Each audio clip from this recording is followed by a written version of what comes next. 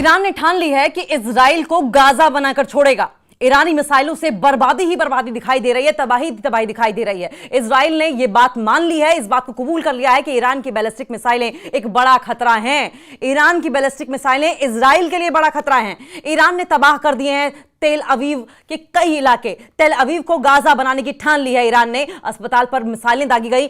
यरूशलेम तक जो धमाके थे वो सुनाई दिए हैं, जो ब्लास्ट किए हैं इजरायली मिसाइलों ने। इजराइल और ईरान के बीच युद्ध का 7वां दिन भीषण हमलों के साथ शुरू हुआ।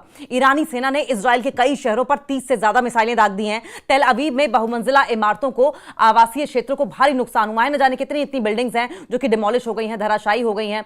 वहां पर अगर आप देखें तो सड़कों पर से तबाही का मंजर दिखाई दे रहा है। तेल अवीव में अब अगर कुछ दिख रहा है तो मलबा ही मलबा दिख रहा है, क्योंकि ईरान की मिसाइलों ने इस कदर वहां पर बर्बादी मचाई है कि चारों तरफ सिर्फ और सिर्फ धुएं का गुबार, धुएं के गुबार के साथ साथ मिट्टी, सीमेंट का गुबार। और वजह यह है कि चारों तरफ लगातार बैक टू बैक कई मिसाइलें बर्बादी मचा रही हैं। ईरान की ओर से यह बर्बादी मचाई जा रही है और शायद इजराइल ने यह सोचा भी नहीं होगा कि इस तरीके से, यह आकलन, यह असेसमेंट इजराइल नहीं कर पाया कि इस तरीके से ईरान अटैक कर देगा। जो रेजिडेंशियल इलाके हैं उनको भारी नुकसान हुआ है, कई जो मल्टी स्टोरी बिल्डिंग्स हैं उनको नुकसान हुआ है, हॉस्पिटल्स को नुकसान हुआ है। क्योंकि ईरान ने कई बार ये चीज कही कि युद्ध को एक्सकलेट मत करो, लेकिन इजराइल माना नहीं और उसके बाद ईरान ने ये बड़ा अटैक कर दिया। सोरोका हॉस्पिटल पर भी बड़ा अटैक किया है ईरान ने, जो कि तेल अवीव में है। ईरान ने इजराइल के जो मुख्य बड़ा हॉस्पिटल है सोरोका, उस पर कई मिसाइलें दागी हैं, जिसमें 25 से ज्यादा लोगों की मौत की जानकारी सामने आ रही है। लेकिन देखिए, ऑफिशियल रिपोर्ट्स ये भी कह रही हैं कि इजरायलीज ने, जूस ने सोरोका अस्पताल के बगल में इजरायली डिफेंस फोर्सेस यानी कि आईडीएफ का एक हॉस्पिटल भी बनाया था, बिल्कुल उससे सटा हुआ, जिससे कि दुनिया को यह पता ही ना लगे कि आईडीएफ का हेडक्वार्टर्स यहां पर है, जिससे कि वो अपनी गतिविधियां, अपनी एक्टिविटीज वहां से जारी रखें और लोगों को यह लगे कि तो हॉस्पिटल है, यहां पर कुछ हो ही नहीं रहा है।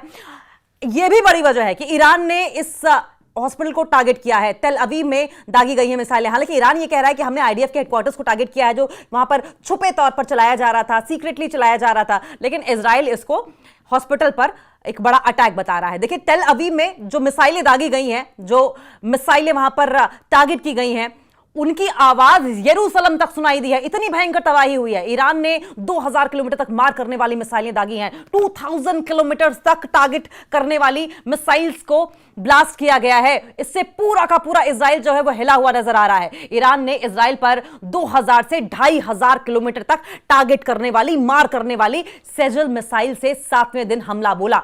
इससे इजराइल की राजधानी तेल अवीव पूरी तरीके से हिली हुई है। पूरे इलाके में सिर्फ और सिर्फ सायरन की गूंज दिखाई दे रही है। ईरान ने इजरायली खुफिया एजेंसी मोसाद के कई एजेंट्स की गिरफ्तारी का भी दावा किया है। ईरान ने मोसाद के एजेंटों को पकड़ने के लिए कई शहरों में सर्च ऑपरेशन छेड़ दिया है।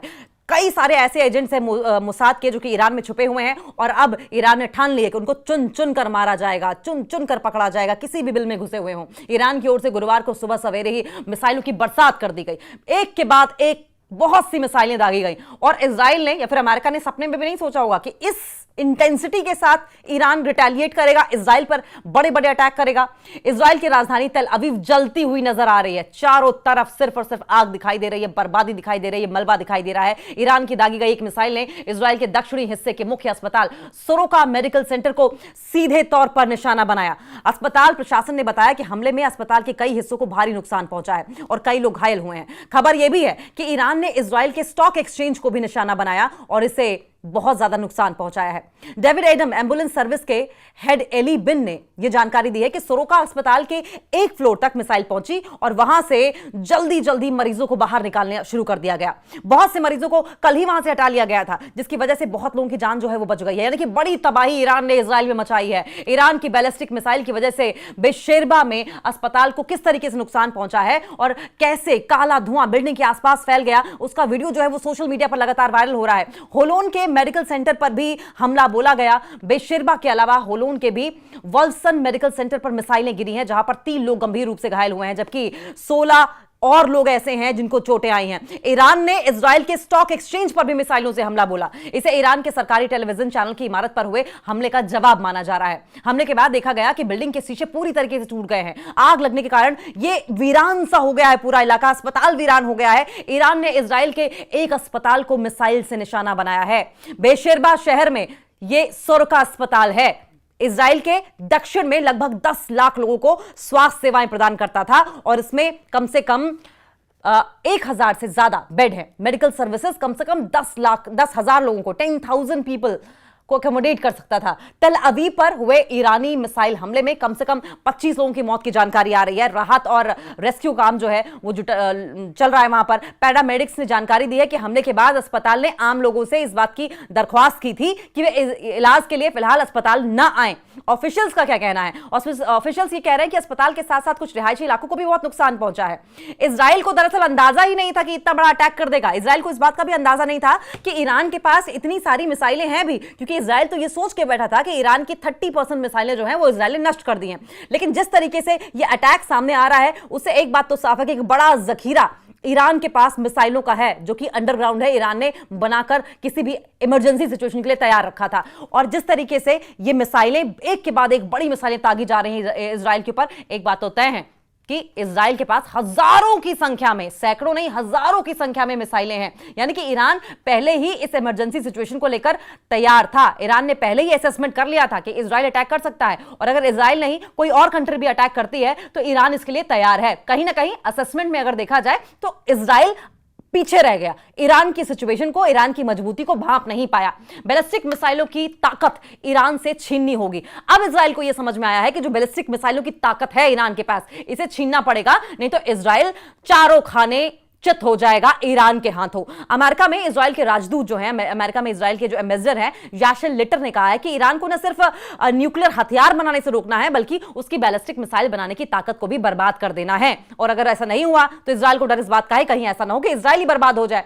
वो रोज आसमान से ऐसी मिसाइलों को भेजकर तबाही मचा रहा है। फोडो ये कह रहे हैं कि न्यूक्लियर प्लांट को बर्बाद करने के सवाल पर लिटर ने कहा कि उस पर कई हमले करने होंगे या फिर कई विकल्प और भी हैं जिन्हें तलाशना होगा। यानी कि अब देखिए, अब अमेरिका और इजराइल ये सोचकर बैठे हैं कि अगर ये जो मिसाइल हमले हैं ईरान की ओर से जो किए जा रहे हैं इजराइल के ऊपर, ये नहीं रोके गए तो इजराइल बर्बाद हो जाएगा और इसका सीधा असर अमेरिका पर भी दिखाई देगा।